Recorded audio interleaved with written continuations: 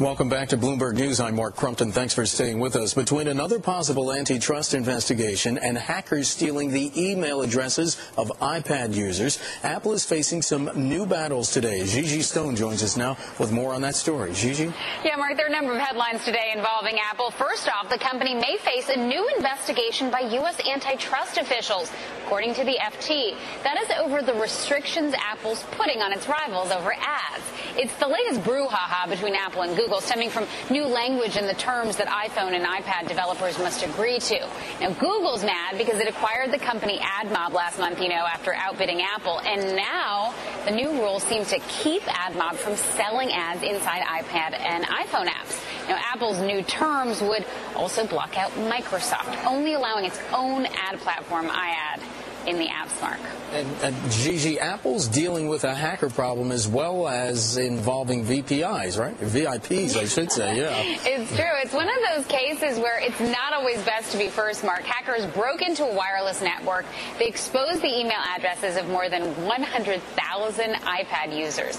And they were many of the first people to get iPads. So let's just say the list of names is very A-list. We've got ABC News anchor Diane Sawyer, movie mogul Harvey Weinstein, and White House Chief of Staff Rahm Emanuel among them.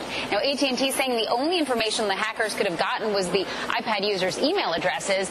And a spokesman for security software company McAfee calls the incident embarrassing for AT&T and Apple. But as far as the iPad users themselves, he says knowing their email addresses is really more intriguing than dangerous. Mark and Julie. All right, Gigi Stone reporting. Gigi, thanks. Julie? Well, the hackers that Gigi was just referring to are from a firm that calls himself Goatse Security. We decided to find out what that firm was all about. I found their website. I tracked down one of their analysts by emailing sort of the general address, and he ended up calling me back. It's Jeff Owens. He's on the road from Des Moines, Iowa, and he's calling in now with more on this story. And, Jeff, first of all, I got to say, tracking you down was a little bit cloak and dagger here. I emailed that general address. You called me back, but you're not even on your own mobile phone. I mean, in your profession, is it helpful to be a little bit anonymous? Absolutely not. I accidentally lost one of my bags in an airport, so I'm a mess here right now. But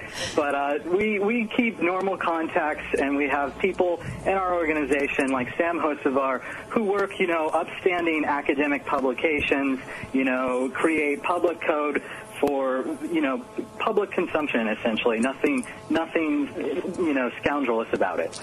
And so talk to us about how it was discovered that there was this vulnerability in the iPad that allowed these email addresses to be discovered.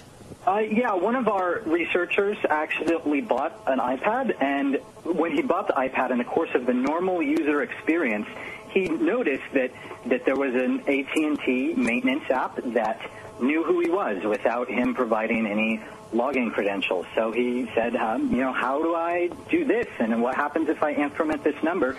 And boom, he gets all sorts of emails. And then you all turned over the information, or did you notify Apple or AT&T directly? What happened next exactly? Well, we made sure through various means that the AT&T hole was closed on AT&T's side, and then we decided to make a disclosure because we believe that the public has the right to know when their privacy has been breached. And this is a bigger issue than you may think, because if somebody has a zero-day Safari exploit, and at Ponta Own at the last CanSec West conference, someone demonstrated Safari vulnerability on the iPhone and then did not disclose it to Apple. So there are zero-day exploits for the iPad and Safari platforms. And so if somebody had an exploit like this, and this vulnerability was left open, or somebody previously scraped this list, then they could theoretically email that whole list and have a nice little hit list of targets that are vulnerable to their exploit. Well, now obviously this breach has been closed, and Apple and AT&T have sort of tried to downplay this incident, saying only the email addresses were visible. But, I mean, how big of a security breach do you see it as? I see it as a fundamental violation of users' privacy. I mean, obviously, when I go to sign up for a service with a corporation, I don't expect the corporation to publicize me as a user of their service without my knowledge on, essentially a public server. So I think that it's a reasonably egregious security flaw, and use it in conjunction with another attack. If someone could say crack KI, which is the key. That the secret key that the cellular network uses to encrypt data, or for example, if they have a Safari attack, if they were able to do one of these, then they could do real damage. Okay, Jeff. Unfortunately, we're out of time. Jeff Owens again with Goatse Security. Thank you so much for joining us on the phone there. Thanks a lot, and we will be right back.